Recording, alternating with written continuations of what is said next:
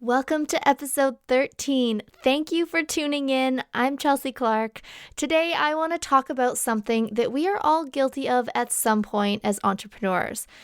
So answer me this. Do you get stuck chasing perfection in your business? Does it cause you to fail to launch and fail to make big moves? Do you refuse to post photos of yourself on your Instagram because your life doesn't look quote unquote perfect? This is what we're talking about today on the show, and I'm sitting down with Tracy Smith of Kitchen Table CEOs. She's here to talk about why you need to get comfortable getting your projects to 80% so that you can start hitting big goals and making waves as the face of your business. Stop chasing that perfection. Tracy shares her story of becoming an entrepreneur after a series of terrible bosses.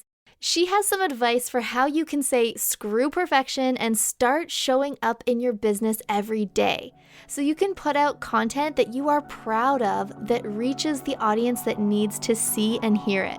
Seriously, you need to hear what one of her old bosses used to make her do. You're listening to the HerPaperRoute podcast, a show all about money and entrepreneurship with host Chelsea Clark. Chelsea is a marketing strategist and the founder of HerPaperRoute.com, a friendly and supportive hive for ambitious, passionate entrepreneurs like you to learn how to growth hack your idea into a profitable business. We encourage you to fearlessly tackle your wildest goals. We know that as your own boss, you can deliver your unique message and make more paper. You just need a plan. Here's your host, Chelsea Clark. Welcome to the show, Tracy Smith. It's so great to have you here. How are you? I'm great. Thank you so much for having me. You just launched your new company, Kitchen Table CEOs. What was the journey like that has led you here to owning your own company as an entrepreneur? Well, oh my gosh, such a big question to start off with. Early in my career, I worked in everything from event planning to communications. I wrote, I edited, I worked nonprofit, I worked corporate. So a ton of stuff. And I was working in corporate communications when I had my first son. And I knew right away that I wanted to leave my formal job and be at home full time. I love being at home. But at that time, I sort of thought to myself, what skill could I take from that? So I sort of kept my foot in the door and made sure I gained some experience. So I thought, you know what, I'm going to try my hand at writing and start a blog. And about 10 people read it in total. But it served its purpose. It was like a therapy when my kids were young, and it helped me develop my casual voice for writing instead of all the corporate work I had done. And then from there, I thought, oh, you know what? I'm going to write for magazines. So over a few years, I wrote about 50 articles for regional and national magazines.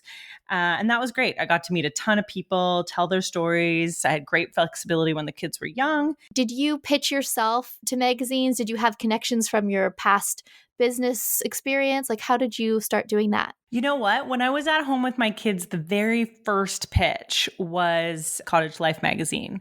And it was a really small pitch, and they had a space in the front for contributors, less known contributors or just kind of lay people to tell funny stories or write a funny little,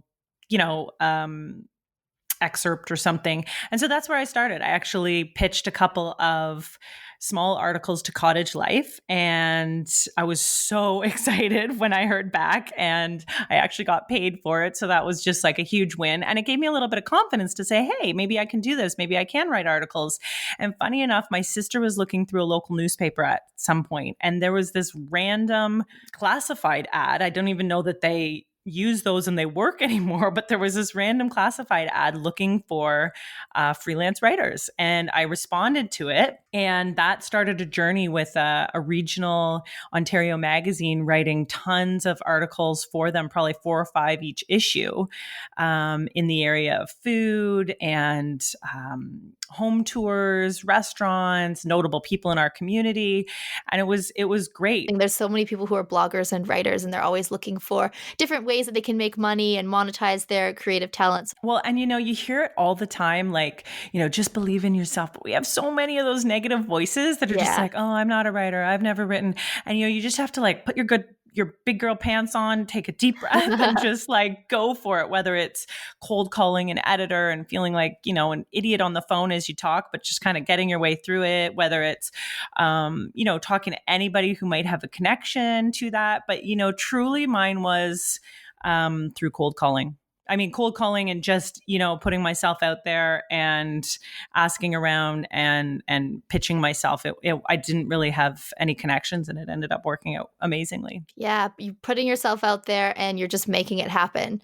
You just like, I'm a writer, I'm going to get writing jobs, and then you made it happen. So I love that. Exactly. I mean, the other thing too is it always evolves, right? Like going from the blog to the articles, and then the articles, I don't know if you find this as a writer or blogger, but the payments always change. So payments for magazines sort of tweaked. So they weren't, really paying that much. But, in the beginning, it was amazing for my portfolio to have these professional articles and to, practice my craft. And then at a point I decided, I'm ready to move on. I think I'm worth more than this. I want to get paid more than this. I want to do something different. But it served its purpose when I was doing it. Then I thought, I don't feel like creative writing all the time. It's exhausting sometimes. So I wanted to work with businesses and help them strategize and tell their stories. And I noticed that most of my clients were entrepreneurs and small businesses sort of struggling with the same problems. They were having problems writing good content, finding time to write, didn't know much about social media. So it sort of gave me an idea and an area to focus my efforts to help small businesses. Yes. And now you have created your own business, which is always the best next step when you kind of take control and you're your own boss. Absolutely. Last spring, I hired a business coach and sort of went through all of that. And voila, the idea for my new business, the Kitchen Table CEOs, came to be. Yes, please. Who is the Kitchen Table CEO?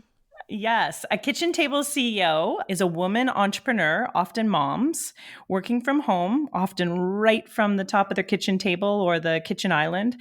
And they're trying to balance the success and growth of a business or a side hustle with the health and growth of their family at the same time. And I'm sure you can relate. I know you have a young child, and it's super challenging. There's so many things to try to manage. There's kids, there's work, there's schedules, there's maybe spouses, there's fitting in you time, exercise, bills, pets, meals. The list is so long. So the kitchen table CEO is the hardworking woman sitting down at the kitchen table trying to kind of find a balance between her work life and also succeeding at home. That's so great. Yes, I am definitely a kitchen table CEO as well. And I think a lot of people who are listening, whether they've started their business or not, they're like, yeah, like I could be a solopreneur. I could run my business from home. There is a ton more coming up on today's episode, but first I want to quickly thank our sponsors for making this show possible. Raise your hand if you are getting tired of being charged more by your email service provider the more subscribers that you get. It's almost like you're being penalized just for successfully growing your list. Well, my friend, you are going to love Flowdesk. With Flowdesk, you can manage all of your newsletters, funnels, and opt-in forms just like every other email platform, but they give you unlimited subscribers for one flat price forever. There is no tiered pricing system. They never charge you more as your list grows. And right now, Flowdesk is giving HerPaperRoute podcast listeners 50% off for life. So you get unlimited subscribers for just $15 per month for life. Go to herpaperroute.com/Flowdesk to get this deal. And as a thank you for becoming a Flowdesk customer using my link, I'll give you free enrollment in my premium email marketing course. So you can learn how to grow, nurture, and sell to your list without ever having to feel like a salesy creep. Get all the goods at herpaperroute.com/Flowdesk. Is your blog legal? As a website owner, you are required to have a privacy policy page, terms and conditions page, and an affiliate disclosure page. If you don't have these pages on your website, you are not protected in case of a problem. Fortunately, you don't have to shell out thousands of dollars to have a lawyer create these pages for you. The Legal Bundle contains a fill-in-the-blank template for each of those required pages that your website needs. It includes all of the information that you must have to legally protect your blog or website. and it's drafted by a lawyer. To get your copy of the Legal Bundle by a self-guru, go to herpaperroute.com/legal bundle right now. Running a successful business or having some sort of work for yourself shouldn't come at the cost of your family, or in my opinion, it shouldn't. So from a really, really young age, actually, I knew I wanted a family, and being an awesome mom and wife was going to be really important to me, more important than my job or career. And I know some people are different, and that's fine, but that was just me and where I was at. But as I got older and my kids got older, I knew I wanted, because I did stay at home with them for a period of time, I knew I wanted something for me. I wanted a job or something to do that wasn't just related to the house or supporting them. I wanted to do something where I wasn't just volunteering, or I wasn't doing way more than what I was getting paid for. And that's why I created Kitchen Table CEO. It takes everything that I am sort of good at and enjoy doing, writing, networking, branding, marketing, and it bundles it all up and it shares it with other like-minded women. So I provide women with useful tools, tips, resources, products, support in many forms to help make their world just a little bit easier and more manageable.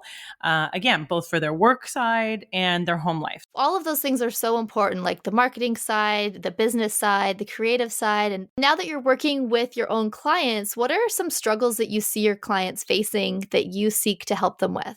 There's definitely some ones that happen over and over. I think the biggest thing that I notice with my small business clients is time. And I didn't realize this because I've always loved writing and it comes pretty natural to me, but a lot of people really detest writing, or it's something that takes a lot of brain power for them. So time and energy is a big one for the small business owners. So, to write a website, to write content, to write a letter, to create a presentation down so that it's, in final mode. It takes a lot of energy, and they don't have it because they're busy doing what they do. They're serving their clients, they're doing something else, and they don't have time to do the writing. So, I take that off their plates and I write for them. I write effective content for them. I write their social media content, and I help them free up more time for themselves to, do what they do best. The second thing I see a lot is in the department of branding and knowing who your niche client is. Many of my clients in the beginning or even throughout, they don't take enough time to fully define and understand what their business is all about. What makes them different from their competitors, and who specifically are their clients and who they serve. Because the more you know about what makes you different and who you're serving, that helps you tweak your message directly to the audience you want to hit. That is the second thing I see them struggle with. So I help them hone in on that. And then the third thing is being brave on social media. I think we all struggle with that a little bit.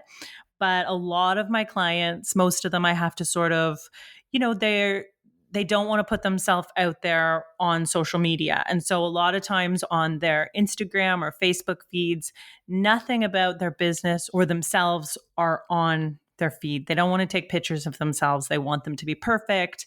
And I always say, like, the more people see, if you're a nice person, if you're happy, if you are great to work with, if you value your clients, that's going to show through on your pictures and what you share. I worked with this small home construction company a few years ago, and they were all sort of clean cut, middle-aged, good-looking guys. And I said, you have to get in front of the camera, because if people see you working construction, they can start to imagine, these people look trustworthy. I can picture these people working on my house.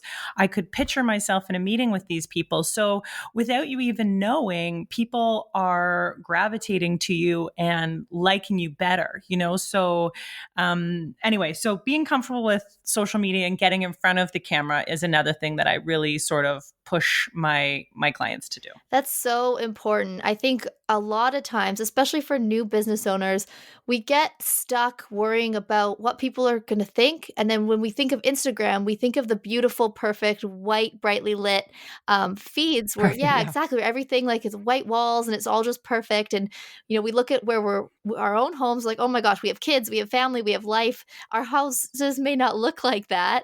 And that, or even our office space, whatever, wherever it is. And we think, oh, maybe we're not good enough to appear on Instagram, but really our clients and our audience, they want to see the person behind the brand. I mean, it's hard, right? We all struggle. I mean, when you look at Facebook, Instagram, Pinterest, Houzz, if you're in design, and your website, you don't want to be showing the same thing everywhere, like picture perfect portfolio, So to have Instagram as sort of your more behind the scenes, or to have, your website more as your perfect portfolio, if you want to have perfect, it's all about being able to show your clients different snapshots of who you are in your business, right? Just a bit more authentic. Yes, totally. I also want to ask you, because a lot of our listeners will be people who haven't left their job yet and they want to start their own business. Maybe they have an idea, but they are too scared or unsure of what they should do. So, what would you say to someone who hates their job and they want to create their own business, but they are unsure of how to start? Well, first off, I'd probably tell them to keep their chin up and start planning. The biggest thing I think is you can do this. If you really want to start your own thing and you have the energy and passion, you can do this. The first thing I would start to do is ask yourself, what don't you like about your current job? Is it the commute? Is it the people? Is it the industry? You'll want to sort of know this when you're starting to create or dream about your next big thing, depending on if you already know what your small business idea is. The second thing I would ask yourself is, what are you really good at? What are you passionate about? What are your strengths? Maybe even ask your family and friends. I did that actually recently. It's very eye-opening because a lot of times they see things that you're really good at that you might not think of or value. And then the third thing I would do is invest in a coach. I know people hear that term a lot right now, but someone with great references, maybe somebody that's helped a friend or a colleague of yours, someone to help coach you through it, to break the process down into digestible steps. They'll also help you hone in on how to package up your skills so that you can actually make money. The coach that I worked with last spring, she had a kind of cute saying, and she said, we want you to make money. We don't want you just to have an expensive hobby. So it's important to have somebody, you might have a great idea, but there's all sorts of different steps to sort of line yourself up so you can be more successful. And like I said, the biggest thing is you can do this, just one step in front of the other, keep moving forward. What apps and tools do you use in your business that you would recommend to others? Apps and tools are so key when you run your own business because you do everything yourself, right? So the more you can do to streamline or make things easier is a huge asset. The first one I cannot say enough about. I love, love, love. I almost use on a daily basis is Canva. I think every entrepreneur needs a sort of creative tool that helps them make professional looking content. I mean, we mentioned those perfect Instagram feeds, but you do want them to look nice. You do want them to look professional. And Canva helps you make everything from documents, presentations, Facebook posts, banner posts, business cards, anything. Like I use it for so much. So Canva would be a huge one for me. The second recommendation I would have is have something for scheduling. Social media, as we know, can be such a time sucker and use so much of your time checking and posting and reposting. And did somebody like it? And I want to comment back. And having an app that will actually schedule your posts for you so you can sit down one morning, get everything done for the next 2 weeks on your social feeds. So I use Later for that. I used to use Buffer, but I really like how Later allows me to preview my feed and how it's going to look. I use Facebook scheduling tool too. And then the other thing I think is really important is having an app to kind of track your stats so that you know how you're doing, what is resonating with your audience, what time is most successful, when are people online. And for my Instagram, I use an app called Command. I really like it because instead of just giving you, tons of data, which to be honest, I'm not very good at reading statistics and knowing how to understand them. It breaks it down into like an overall report card, and it's really, really easy to read and understand. And that's what I use for Instagram. The other area, accounting, I use QuickBooks. And for writing, this isn't really an app, but I go on thesaurus.com all the time. There's not a day that I don't have Thesaurus open. I use it all the time. And, sometimes you're brain dead and you're using the same word over and over. And so I just pop it in. It's so useful. And I'm also looking for sort of a project management tool that can help me track my projects a little better. I would highly recommend HoneyBook. That's what I use. I use it from my contact forms. Anyone that wants to work with me, they have to go through my contact form first, and then it kind of goes out to the different project areas that I've set up. You can automate everything, so it automatically sends the right kind of email back to that person, depending on what they had asked for. You could manage invoicing and payments, and it connects to QuickBooks, and you could do your appointment scheduling through Calendly from it. And yeah, so I highly recommend that if you're thinking about it. That's what we use. Awesome. I will definitely check that out. Hey, there is no shame in reaching out and talking to someone. The professionals at BetterHelp are standing by to talk with you at any time. Whether you are going through a crisis or you just need someone to listen so that you can vent and get the thoughts out of your head and out into the world, go to herpaperroute.com/betterhelp to find an affordable online therapist that you can talk or text with at any time. Yes, you can text with a therapist if it makes you more comfortable. Go to herpaperroute.com/betterhelp and just talk to someone.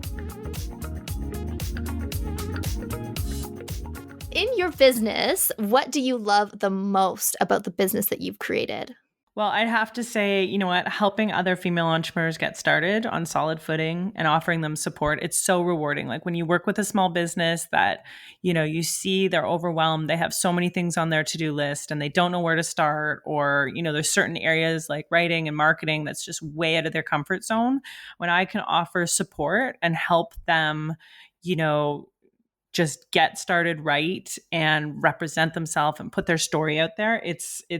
I love it. I also love the flexibility I have with my time and my subject matter. I don't have any commuting, which is amazing. And, I get to choose who I work with, which is great. Yes, I'm right there with you. Like the not having to commute, getting to work with the projects and the people that you want to work with, do something creative, like everything that you've mentioned is exactly what fires me up about my job too. So that's really cool. It's so nice having the control. You know what I mean? Like just being able to plan your day and do the things you want to do. Yeah, do the things you want to do and you're actually helping people. So you're not just going to a desk job and doing mindless work that isn't really going anywhere. You're really helping the lives of people. So that's really good. But we all know that there are definitely struggles that home-based entrepreneurs face. So what would you say you struggle with in your business?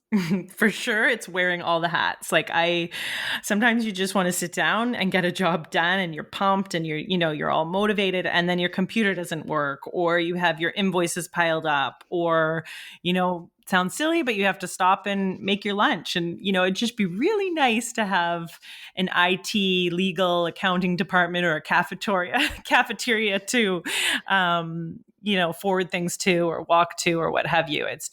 It's overwhelming sometimes. You have those days sometimes where it's just everything that could go wrong would go wrong. But I mean, you just have to keep moving forward. And again, no, you're not alone.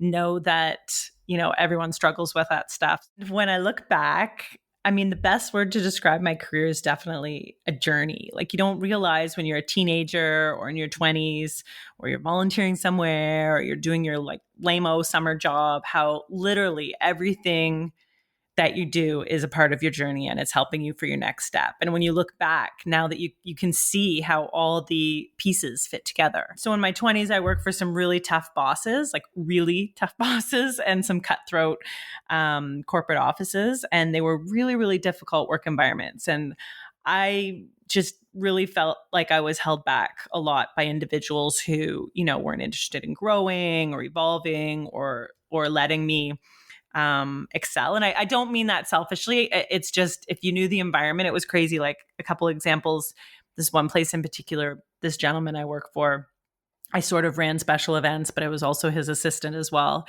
And he would call me in his office. I had to print off every single one of his emails and bring them to him. And then he would dictate the emails back to me. And then I would have to write them and bring them back for approval. Like, Oh my god, that's yes, crazy. and he was not an old person either. That was the crazy part. And another the same individual, but at the end of the day, it was always like it was a corporate environment, so you didn't go home always like at the crack of 5:30 or something. But typically, if you were done your work, most people started leaving at 5:30 or so.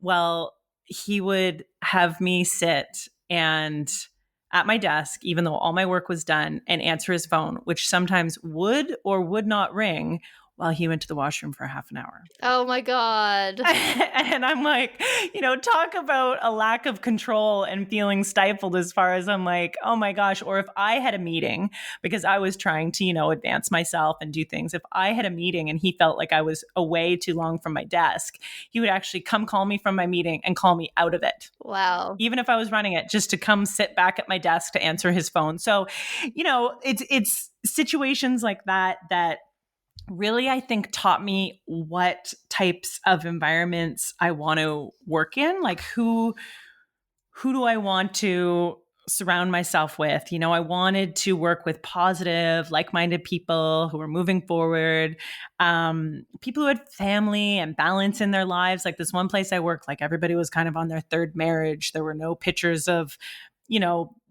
crayon pictures of their kids up or anything like that. And it really showed me that I wanted to work with people who had balance in their lives and family and, things other than just their work and their career. So I think trying many different jobs in my teens and 20s and being exposed to like so many different types of environments and people, it helped me learn about, what I like best or what I didn't like.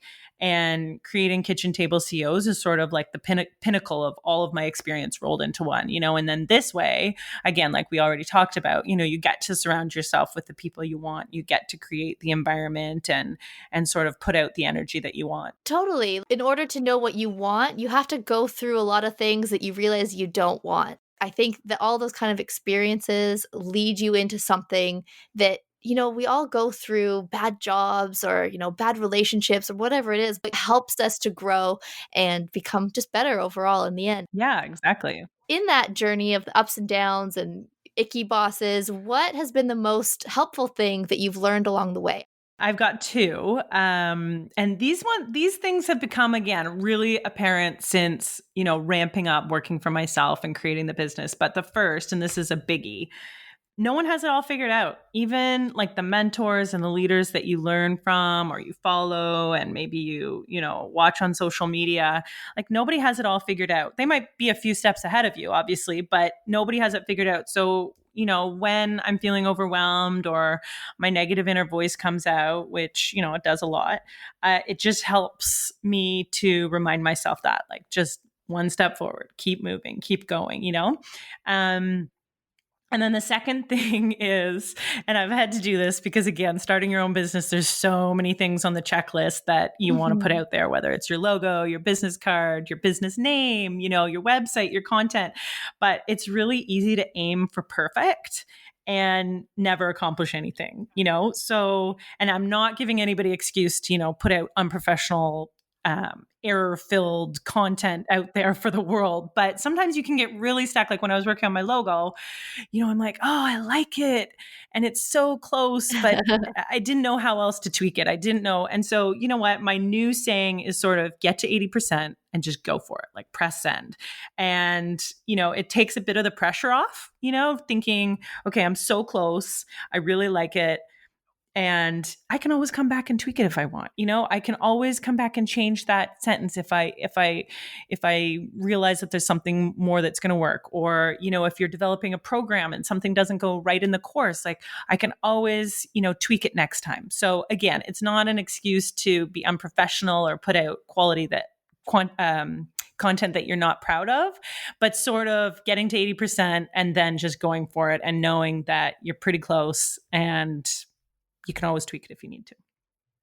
Yeah, that's brilliant, that getting to 80% and just going with it because, yeah, I totally agree with that, especially when it comes to design stuff or you're tweaking your website. We could try to tweak our website, the design, look, and colors every single day, and it's just stopping you from the higher ROI tasks that you could be doing. Right. Of course, you can always go back and edit things and it's a little harder to edit a video going back, but if you have a written course, you can always go back and change it and things can evolve as you go. You don't have to launch at 100% perfect. Yeah, and you can start to you just go cross-eyed, sometimes when you're going through things and trying to make decisions. So yeah, it's helped a lot for me just to say, you know what, I'm almost there. And unless there's something that, I know for sure I want to change, just going with it and moving on to the next thing. Yeah.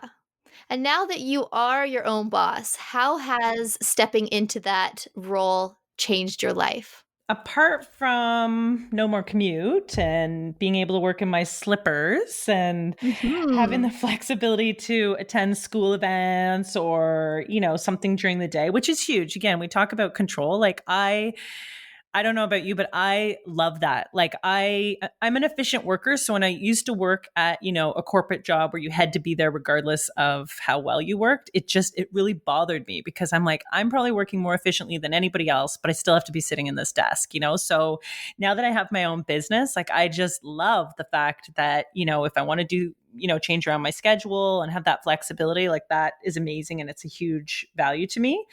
But I think the biggest thing is just really, wow, I'm doing this. I can do this. And just feeling that excitement that I've created this and I'm on my journey and knowing that I can help other women like me to get out there and believe in themselves is great. Yeah, that's inspiring. I love that. So, how can people find you online and connect with you and learn more about what you do?